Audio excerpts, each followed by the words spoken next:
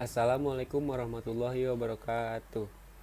Saya dan kelompok saya berasal dari SMA N 90 Jakarta dari kelas 12 IPS 3. Pada kesempatan kali ini saya akan menyampaikan materi yang berjudul dinamika pelanggaran terkait PSBB.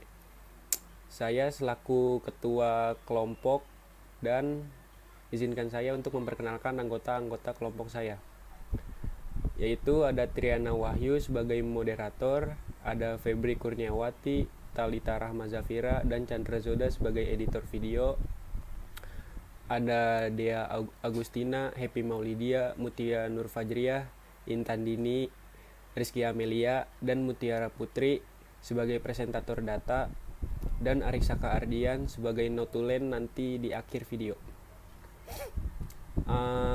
Selanjutnya izinkan untuk teman saya menyampaikan materi tersebut.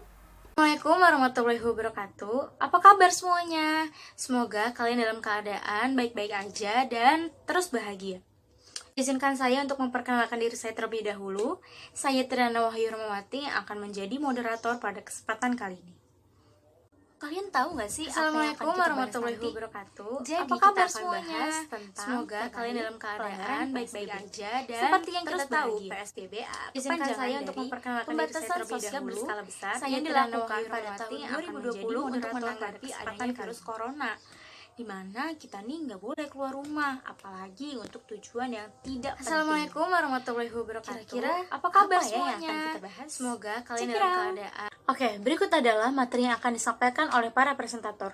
Yang pertama ada tren laporan dan pelaporan yang akan disampaikan oleh Happy Maulidia. Yang kedua ada kanal pengaduan dan status laporan yang akan disampaikan oleh Dea Agustina. Yang ketiga alasan pelanggaran yang akan disampaikan oleh Intan Dini. Yang keempat jenis pelanggaran yang akan disampaikan oleh Rizky Amelia. Yang kelima sanksi pelanggaran yang akan disampaikan oleh Mutiara Putri. Dan yang keenam ada peta persebaran yang akan disampaikan oleh Mutia Nur Fajriah. Mari kita persilakan Happy untuk menyampaikan materi yang pertama, yaitu tren laporan dan pelaporan. Happy, waktu dan tempat dipersilakan. Sebelumnya, saya mengucapkan terima kasih banyak kepada Triana karena telah memberikan saya kesempatan untuk menjelaskan mengenai tren laporan dan pelaporan terhadap kasus pelanggaran PSBB di DKI Jakarta. Seperti yang kita bisa lihat dalam grafik ini, jumlah laporan ada sebanyak 7.262 dan jumlah pelapornya ada 4.621. Seperti yang kita semua ketahui, PSBB di DKI Jakarta pertama kali dilaksanakan pada tanggal 10 April 2020. Dapat dilihat dalam grafik ini, kurva per tanggal 6 April sampai 24 April cenderung tidak stabil dan meningkat. Kenapa hal tersebut bisa terjadi? Karena pada masa awal PSBB diberlakukan di DKI Jakarta, banyak dari masyarakat DKI Jakarta yang enggan untuk menerapkan dan melakukan PSBB ataupun himbauan tetap di rumah aja.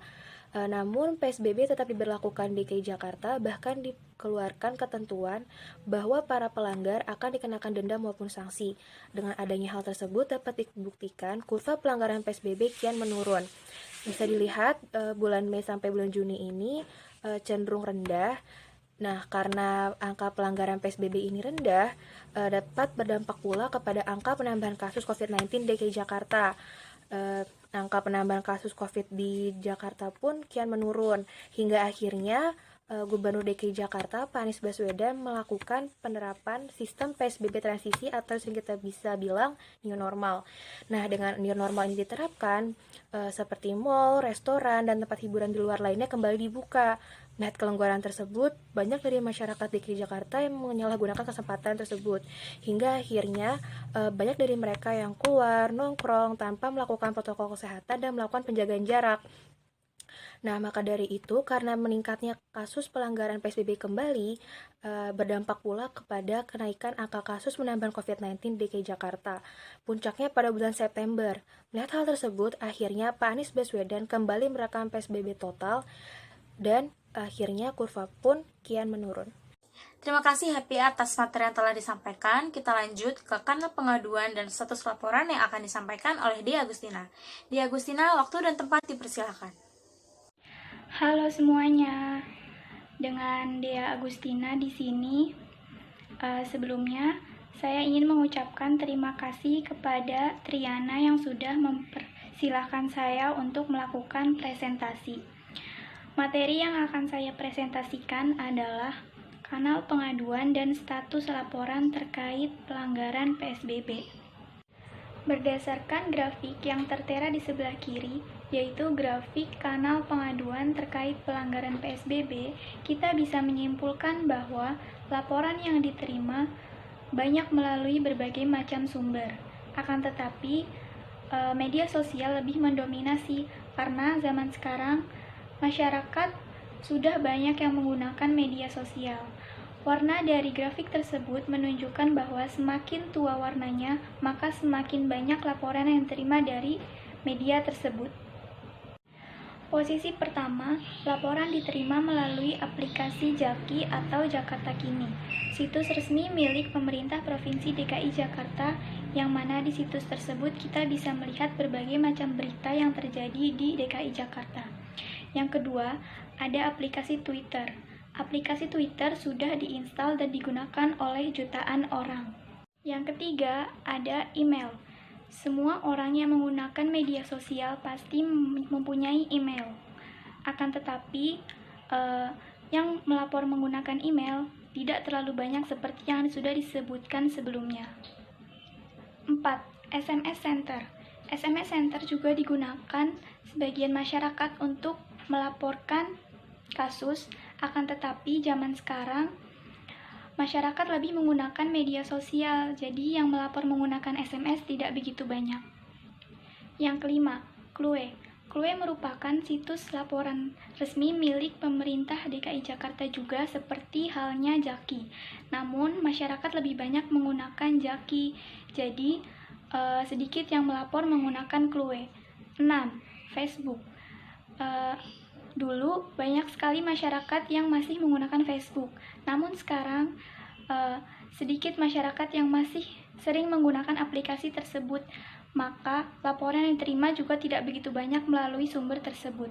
Yang ketujuh ada Lapor 1708, yang merupakan media untuk mengajukan laporan berbasis online maupun SMS. Akan tetapi, media ini tidak terlalu digunakan oleh masyarakat. Masyarakat lebih sering menggunakan media-media yang sudah disebutkan sebelumnya. Dan kemudian, masih banyak lagi laporan-laporan yang diterima, namun melalui media yang lain. Selanjutnya, kita beralih ke grafik yang ada di sebelah kanan, yaitu grafik status laporan. Berikut merupakan urutan-urutannya. Pertama, in progress. Laporan baru saja diterima. Yang kedua, disposisi atau laporan ditulis oleh bagian administrasi. 3. Wait. Laporan sedang dalam masa tunggu. Yang keempat, koordinasi. Laporan sedang dalam masa pengerjaan. Yang kelima, complete atau laporan sudah selesai ditangani. Dari grafik tersebut, kita bisa menyimpulkan bahwa hampir 100% laporan sudah selesai ditangani. Terima kasih Dea atas presentasinya. Kita akan lanjut ke alasan pelanggaran yang akan disampaikan oleh Intan Dini. Intan Dini, waktu dan tempat dipersilakan.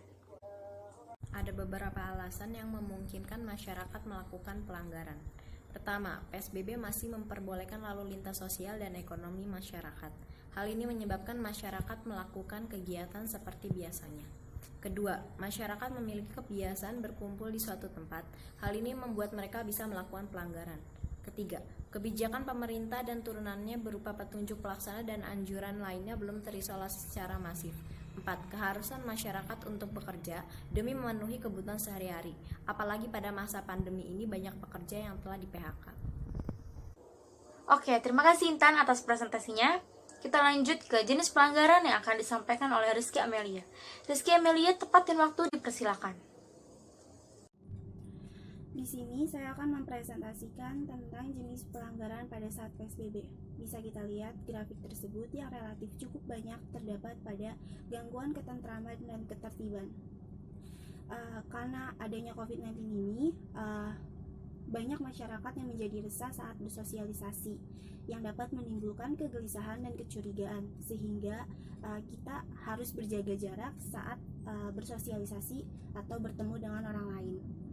Adapun mayoritas yang terdapat pada gangguan ketentraman dan ketertiban, yaitu masih banyaknya pungutan liar di suatu daerah, banyak masyarakat yang melanggar arus lalu lintas, terutama pada saat PSBB, dan banyak masyarakat yang masih tidak peduli dengan kebersihan lingkungan, yaitu dengan cara membuang sampah sembarangan.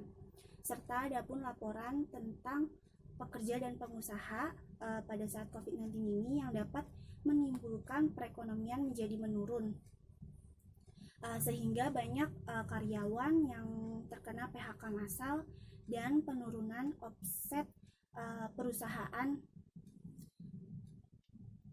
menjadi tidak sebanding dengan sebelum adanya COVID-19 tersebut.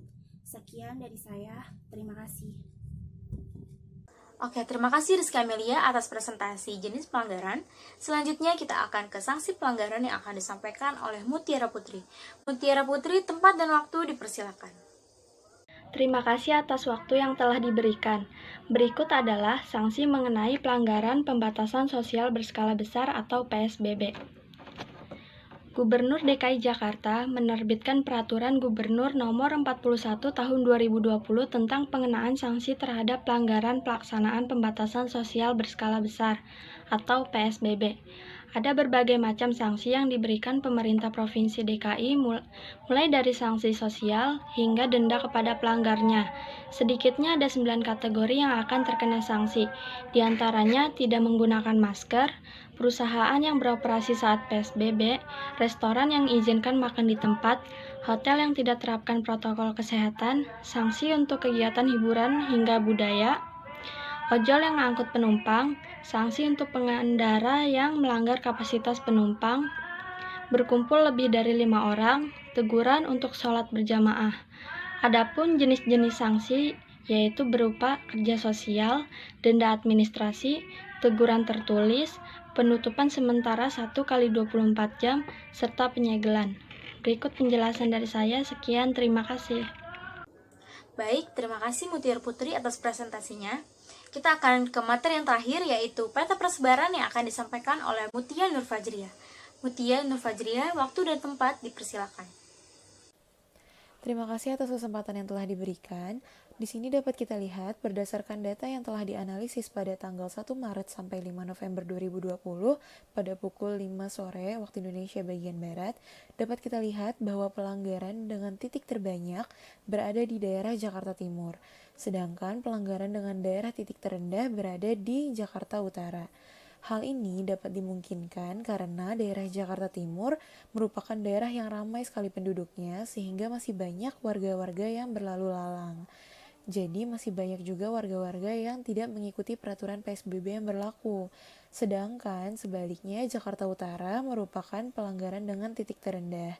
Hal ini dimungkinkan karena mobilitas penduduk yang rendah dan juga masyarakat yang telah mengetahui dan mengikuti peraturan PSBB yang sudah berlaku ini. Dengan adanya PSBB ini diharapkan agar daerah-daerah yang masih tinggi tingkat pelanggarannya dapat mengikuti peraturan PSBB yang berlaku. Oke teman-teman, sepertinya kita udah di penghujung acara nih. Sekarang mari kita dengarkan kesimpulan yang akan dibacakan oleh Arik Saka. Kepada Arik Saka, waktu dan tempat dipersilakan. Jadi kesimpulan dari materi yang telah dijelaskan oleh teman-teman saya adalah 1. Naik turunnya kurva pelanggaran PSBB di DKI Jakarta bergantung kepada patuh tidaknya warga DKI Jakarta dalam menerapkan PSBB dan protokol kesehatan COVID-19. 2. Faktor paling berpengaruh terhadap banyaknya pelanggaran PSBB adalah keharusan masyarakat untuk bekerja dan memenuhi kebutuhan hidupnya. 3. Banyak sedikitnya jumlah pelanggaran PSBB dalam suatu daerah berbanding lurus dengan jumlah penduduknya. 4. Pemerintah telah berusaha menertibkan masyarakat yang melanggar PSBB dengan menerbitkan Peraturan Gubernur Nomor 41 yang diharapkan dapat menekan angka pelanggaran PSBB. 5. Jenis-jenis pelanggaran PSBB yang paling menonjol adalah gangguan ketentraman dan ketertiban. Hal ini disebabkan oleh tidak biasanya masyarakat akan COVID-19 dan membuat masyarakat menjadi panik dan saling curiga. 6. Pemerintah DKI telah memberi wadah untuk pengaduan masyarakat yaitu melalui situs Jaki dan terbukti efektif. Masyarakat banyak menggunakan situs itu untuk pengaduan dan pengaduan telah diterima dan diselesaikan dengan baik oleh pemerintah. Sekian kesimpulan yang dari materi yang telah disampaikan oleh teman-teman saya. Berikutnya, mari kita tutup dengan pembacaan doa. Bismillahirrahmanirrahim. Subhanakallahumma wa bihamdika asyhadu alla ilaha illa anta astaghfiruka wa atubu ilaik. Wassalamualaikum warahmatullahi wabarakatuh.